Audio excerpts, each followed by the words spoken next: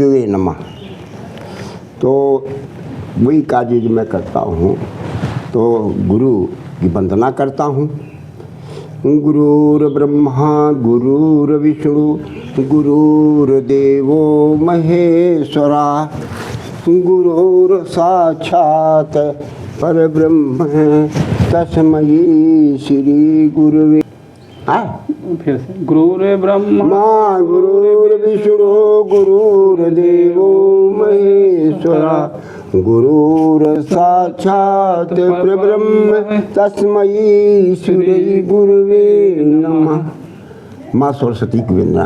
करेण वीणां परिवादयन्तीं तथा जपन्तीं अपरेण मालां मरालपिष्टा सन्निविष्टा सरस्वती तां शिरसा नमामि। या कुन्देन्दुतुषारहार धवला या शुभ्रवस्त्राविता या वीणावरदण्डमण्डितकरा या श्वेतपद्मासना या ब्रह्माच्युत शंकर प्रभृतिभिर्देवैः सदा वन्दिता सा मां पार्श्वती भगवती निःशेषजाड्यापहा। बोलो परम पूज्य गुरुदेव की जय। देखिए, हमने जो प्रसंग बना, महाभारत का प्रसंग जो बताया था, धृतराष्ट्र के विवाह हो गया है जी। और पांडु का विवाह हो गया है जी। अब राजा हुए, वो पांडु ही राजा हुए क्योंकि वो जन्मांध थे। सर्वसम्मत से पांडु को राजा बनाया गया और राजकाज उन्होंने जो संचालन किया बहुत बढ़िया ढंग से किया और उनके राज्य में प्रजा सुखी थी, किसी को किसी प्रकार का कोई कष्ट नहीं था। अब उनकी जो रानियां थीं, ये कुंती और माद्री, ये दोनों रानियां थीं। इसके बाद अब ऐसा होता था, जैसे कोई राजा जब हो जाता था तो वो पहले राजा होने के बाद वन विहार जाता था, ये व्यवस्था थी। तो राजा पांडु ने कहा कि यह है जो मैं अब वन विहार जाऊँगा। उन्होंने अपने भाई धृतराष्ट्र को अपना ताज दे दिया और कहा जब तक मैं नहीं आऊँगा तब तक आप इस राज्य का जो संचालन करेंगे।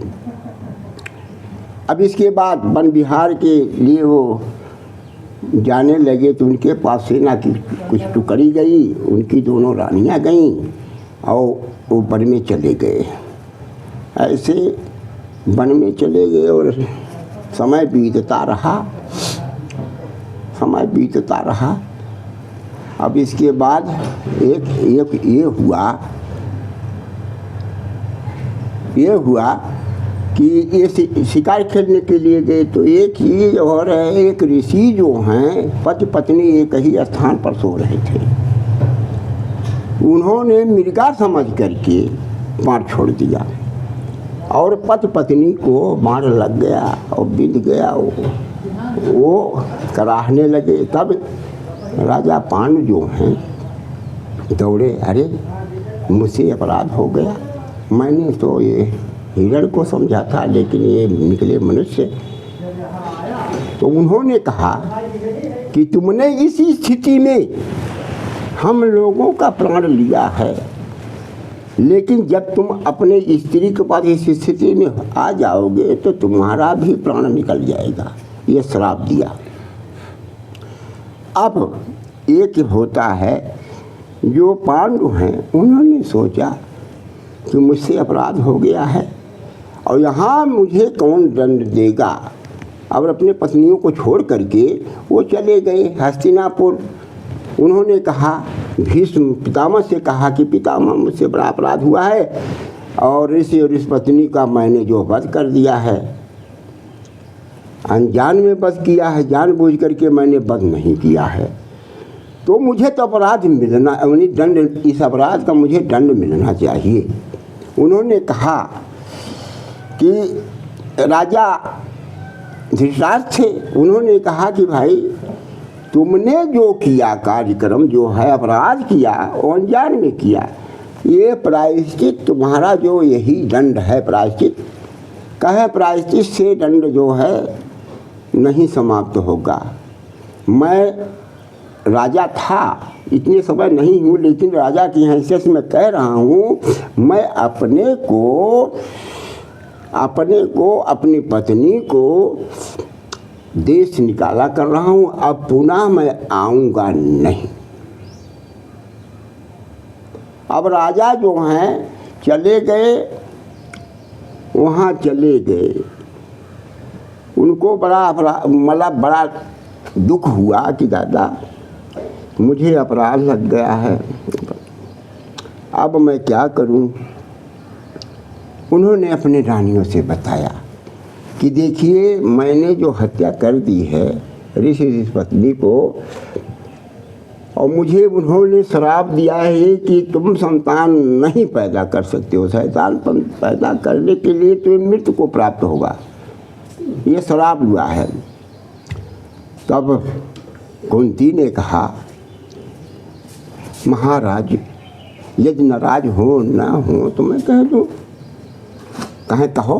कहे देखिए दुर्वासा ऋषि ने मुझे एक ऐसा आकर्षण मंत्र दिया था, मैं जिस भी देवता को ध्यान करूंगी वही देवता तुम्हारे साथ आ जाएगा, पास आ जाएगा। तो मैं ऐसा मुझे मेरे पास आ, कहें अरे देवी तुमने तो मेरी समस्या हल कर दिया। कहें क्या कहिए क्या करूं। कहें अब मुझे पुत्र चाहिए। कहें तो महाराज मैं किसको बुलाऊं। उन्होंने कहा आप बुलाइए धर्मराज को बुलाइए।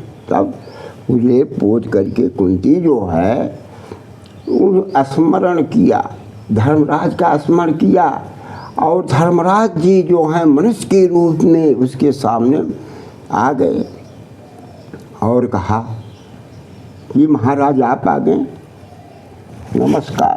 नमस्कार किया। कहे देखिए तुमने हमें पुकारा, हम न आए। कहें एक चीज़ है, मेरे मनोकामना की पूर्ति करें, आप मेरे मनोकामना की पूर्ति करें। तो धर्मराज ने कहा पुत्रवती भव, यही कहा पुत्रवती भव। अब इसके बाद समय आने के बाद पवन के आशीर्वाद से, उनके धर्मराज के आशीर्वाद से पुत्र पैदा हुआ। उनका नाम हुआ युधिष्ठिर, धर्मराज युधिष्ठिर।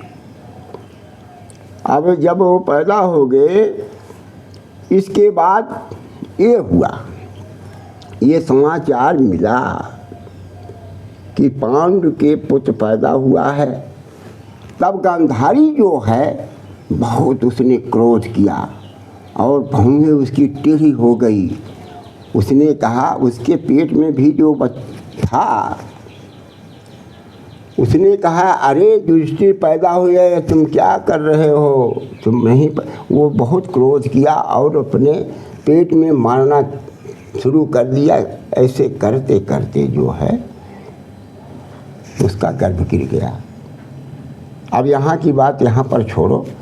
अब इसके बाद अब हम बताते हैं, यहाँ ये धृतराष्ट्र के पुत्रों की कथा हम कहेंगे, लेकिन पहले उनको यहाँ की कथा हो जाए। 1 वर्ष के बाद पुनः कहा कि अरे देवी मुझे पुत्र चाहिए। उसने कहा कि महाराज आप बताइए अब मैं किसको बुलाऊं। उन्होंने कहा पवन को बुलाइए, पवन देवता को बुलाइए। और ले बोझ करके देवी ने, कुंती देवी ने लीप बोझ करके पवन देवता का स्मरण किया। और पवन देवता जो हैं मनुष्य के रूप में उसके सामने प्रत्यक्ष हो गए, आ गए। कहें अरे देव आइए, आप प्रणाम। कहें खुश रहो, कैसे मुझे बुला, कहा है मेरी मनोकामना की आप पूर्ण कीजिए। तो उन्होंने कहा, फिर कहा, उनकी आशीर्वाद दिया कि पुत्रवती भव, पुत्रवती भव, इसी को कहा करके फिर चले गए। और इसके बाद 9 महीने के बाद एक लड़का पैदा हुआ, उसका नाम हुआ वह भीम नाम हुआ। अब पुनः इसके बाद उन्होंने कहा कि अरे 1 साल के बाद कहा फिर भी मुझे एक पुत्र की और आवश्यकता है, दीजिए मुझे। कहा अच्छा ठीक है, मैं किसको बुलाऊं? तो उन्होंने कहा कि अब इंद्र को बुलाइए। अबली पोच करके उन्हें इंद्र का स्मरण किया और इंद्र का रथ आ गया और सामने खड़े होते। उन्हें कहा कि देव आप आगे, प्रणाम। कहें प्रणाम, बताइए। कहा मेरे मनोकामना की आप पूर्ण कीजिए। अब इसके बाद उन्होंने कहा पुत्रवती भव, पुत्रवती भव। 9 महीने के बाद जो है लड़का पैदा हुआ, उसका नाम भीम हुआ। अर्जुन, हाँ अर्जुन हुआ, सॉरी, उसका नाम अर्जुन हुआ। इसके बाद अब कहा कि जैसे हमारे 2 पत्नी हैं और 3 तो आपके हो गए, लेकिन इसको भी कुछ देना चाहिए, इसके लिए तुम जो है स्मरण करो। कहा किसको स्मरण करूं? कहा कि अश्विनी कुमार को स्मरण करो। अब पोत करके ध्यान करके स्मरण किया तो अश्विनी कुमार आ गए। उन्होंने कहा कि देव आप आ गए, नमस्कार। कहें कि देवी की बताइए। कहें मेरे मनोकामना की पूर्ण कीजिए। अब उनके आशीर्वाद से 2 पुत्र पैदा हुए। उनका नाम हुआ नकुल और सहदेव। बच्चे जो हैं पैदा हो गए, 5 बच्चे पैदा हो गए। अब इसके बाद अब देखिए क्या होता है, संजोग क्या होता है कि अब ये की है। उन्होंने कहा कि कहा जाता है, बहुत अतिशयोक्ति है कि जैसे वो लोग जब भोजन करते थे, सभी लोग जो भोजन करते थे दिन डूबने के पहले भोजन कर लेते थे। कहने का मतलब पतिदेव पहले भोजन कर लेते थे, पांडु कर लेते थे। तब ऐसा हुआ कि एक दिन ऐसा हुआ कि वो सूर्य डूबने ही वाला था और वो नहीं आ पाए, पांडु नहीं आ पाए। तब कुंती ने कहा कि देखो हम लोगों का पतिव्रत धर्म जो नष्ट हो जाएगा, जब सूर्य डूब जाएगा और भोजन हमारे पतिदेव करेंगे तो हमारा जो है धर्म नष्ट हो जाएगा। तो माद्री ने कहा तो क्या किया जाए? कहा तुम छत पर चढ़ी जाओ, और जब तुम छत पर चढ़ी जाओगी चलिए तो वहाँ जो होगा सूर्य देव का रथ रुक जाएगा। जब सूर्य देव का रथ रुक जाएगा तो स्वामीनाथ आएंगे, स्वामीनाथ आएंगे तो भोजन करेंगे। तब तक तो आ गए। सूर्य जो है दिखाई पड़ रहा था। अब जब जैसे भोजन कर चुके तैसे सूर्य 1 घंटा रात हो गई, डूबा हुआ था। तब उसको राजा को ये हुआ कि दादा ये अभी तो सूर्य दिखाई पड़ रहा था, लेकिन ये कैसे 1 घंटा रात हो गई? कहें तो बताओ। कहें वही जो माद्री जो है छत के ऊपर चढ़ गई थी, सूर्यदेव का रथ रुक गया। तब कहा मेरी पत्नी इतनी सुंदर है कि सूर्य का रथ रुक जाता है। तो उन्होंने कहा कि अब मैं अपनी पत्नी से मिलना चाहता हूँ। कुंती ने मना किया, माद्री ने मना किया, महाराज ऐसा ना कीजिए, अनर्थ हो जाएगा, आप मृत्यु को प्राप्त हो जाएंगे। कहा चाहे मैं भले मृत्यु को प्राप्त हो जाऊँगा, मैं अपनी पत्नी से मिलूँगा। माद्री से मिले और इसके बाद मृत्यु को प्राप्त हुए। अब ये समाचार जो है समझ लीजिए हस्तिनापुर में गया कि पांडव गुजर गए हैं, तब एक चीज़ है जो धृतराष्ट्र से बहुत मन ही मन में खुश हुए कि ये ताज जो है मेरा अब मेरे सर से नहीं उतरेगा, क्योंकि मेरा भाई जो है वह मेरा भाई जो है गुजर गया है। अब इसके बाद उनका अंत्येष्टि किया गया और हस्ती बड़े तुआ के साथ सद्व्यवहार के साथ इन बच्चों को, 5 बच्चों को और दोनों रानियों को लेकर के वहाँ चले गए। अब एक कथा और है उसमें कि जैसे कहा कि मेरे पतिदेव, जैसे 2 रानियां हैं, कुंती ने कहा कि मैं अपने पतिदेव के साथ चिता में जल जाऊंगी, लेकिन माद्री ने कहा कि आप नहीं जलेंगी, मैं जलूंगी, क्योंकि मेरे ही कारण मेरे पतिदेव मृत को प्राप्त हुए हैं। कहा जाता है कि माद्री जो